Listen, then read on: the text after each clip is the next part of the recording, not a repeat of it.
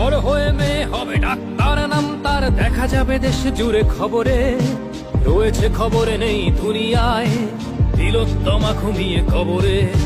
জীবনের সুরক্ষা যেখানে রক্ষা পেল না সেথা ডাক্তার, রক্ত পিশাচি হায়নার দল ছিঁড়ে খেলো নিষ্পাপ দেহ তার।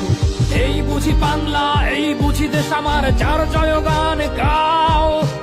আর কত অভয়া, আর কত নির্ভয়া, আর কত রক্ত চাও।